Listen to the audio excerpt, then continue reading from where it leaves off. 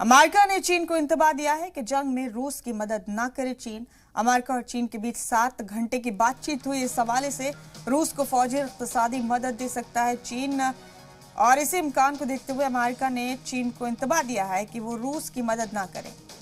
America ने चीन से कहा है कि अगर रूस की मदद की तो दुनिया से अलग थलग पड़ जाएगा, चीन भी रूस की तरह। बता दें आपको कि कल ये खबर सामने आई थी कि पुतिन ने चीन से मदद की दरकार की है, मदद का मुतालबा किया है।